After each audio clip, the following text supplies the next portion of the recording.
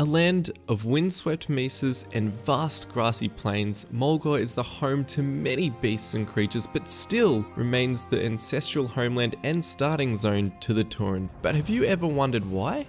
What is going on, everyone? Jelly from A Huge Disaster here, and today we're talking about the Tauren homeland, Mulgore. So what is Mulgore? Before the Great Sundering, this rich plain was once used by the Night Elves as a prime hunting ground, and after the Great Sundering shattered the world, mountains pierced the earth and the Night Elves fled north, leaving the mighty Tauren to make it their home. In time, the ash of upheaval disappeared and the once fertile grasslands returned, leaving the Mulgore we know and love today. Mulgore is almost like a hidden valley. It's located at the foothills of Stoneteller Mountains and protected by a natural wall of mountains on all sides, leaving the only pass through these mountains was closed off, following the events of Cataclysm by the Tauren constructed fortification known as the Great Gate, separating itself from the Southern Barrens in response to the Alliance destruction of nearby Camp Tarajo and to stop further advancement. Not only is Mulgore the ancestral homeland to the Tauren, but many other beasts and humanoid find home in Mulgore and its surrounding peaks.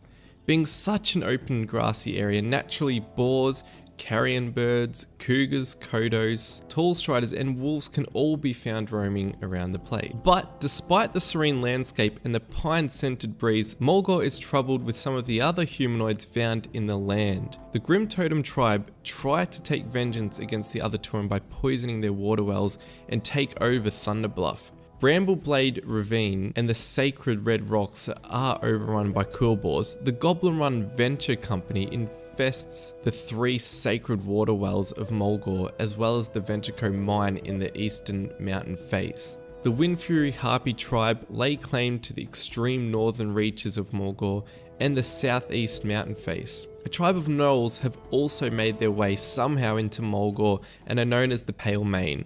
They have made their home at the cave called Palemane Rock, as well as a few scattered camps along the southern mountains. Prior to the events of Cataclysm, the Alliance also made its presence known at the Bale Dun Dig site, where the dwarves scoured the mountains for traces of their shrouded ancestry. On top of all of this, the Centaur forces hound the Tauren throughout Mulgore, trying to claim the land for their own, but with the help of the Horde allies, they've been driven back.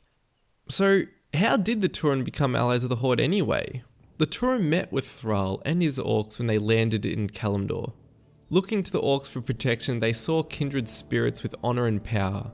With the help of Thrall, Caron Bloodhoof led his people to Mulgore and came upon what is now called Thunderbluff. They constructed their capital upon the lofty mesas, and the city is now the centre of trade and commerce. Ruling over the Tauren in his old age, Caron looked one day to hand the mantle of leadership down to his son, Bane. Rexxar and his companions were tasked by Tagar with driving the Stoneteller Harpies away from the Tauren's Kodo herds.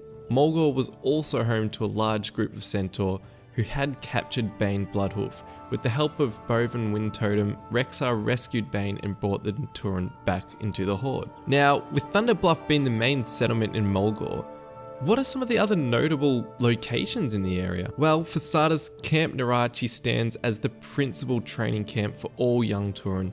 But since the events of Cataclysm, the Quillboar actively have increased at the Red Cloud Mesa, to the point that most of the fertile area is now being transformed into giant mazes of brambles. The usual paths through the mesa have collapsed, with a new entry laid directly from Camp Narachi north to the rolling grasses near Bloodhoof Village. Now, Bloodhoof Village is actually quite a big deal. It is quite notable in that it was the first permanent settlement to be built by the Tauren on flat, open ground rather than atop a mesa. This is really significant because it represents the security the Tauren felt in their new homeland. Located in central Mulgore, it is the hub of questing and commerce until adventurers depart for Thunderbluff in the north. Following Caron's death at the Grim Totem treachery, Bane has moved to Thunderbluff to lead his people and is appointed Armo Thunderhorn to lead Bloodhoof Village. A few other notable areas include the Red Rocks, an ancient ancestral holy grounds for the Tauren tribes, because they hold a great spiritual energy potential. It is a site where fallen heroes of the Tauren were sent to the Earth Mother and Skyfather via Cleansing Flame. Another one, like I mentioned before, is the Baal Dun dig site, where the dwarves scoured the mountains for traces of their ancestry. Against the warnings of Bane Bloodhoof though, the Bloodhoof tribe resolved to drive the invaders out by taking and breaking their pickaxes. After the cataclysm, the dwarves refused to heed the Turan's warnings, and their reckless digging infuriated the spirits of the land, killing them all. Now, a little bit of fun facts for you all. Since Cataclysm hit, you can now find critters killing one another with weapons in Mulgore. That's actually crazy. The Mesa above Stone Talon Pass, you'll find rabbits with axes, squirrels with helmets, and a knife, and mice with two-handed guns and a skull used for a helmet. Like, I don't know why, but I mean, that's there. So if you haven't ever checked it out, I recommend just checking it out. It's quite a funny sight. And here's another little fun fact for you. In Latin, the verb mulgere means to milk, which ironically that's pretty funny since it's the homeland of these, cow people. Anyway, all up, Mulgore is a beautiful land, and it was one of the first areas I ever saw in World of Warcraft when I made my Tauren Hunter on a trial account. It was amazing. I was connected to this land, going through, experiencing this beautiful area and this amazing soundtrack, and all in all, it's a really great starting zone. Anyway, that's a little bit about Mulgore. I hope you enjoyed it. If you want to see some more of this, please hit the like, add a comment. If I missed anything out, or if there's something that you want to know a little bit more about, let us know in the comments and I'll get back to you as soon as possible. Till next time everyone, have a good one.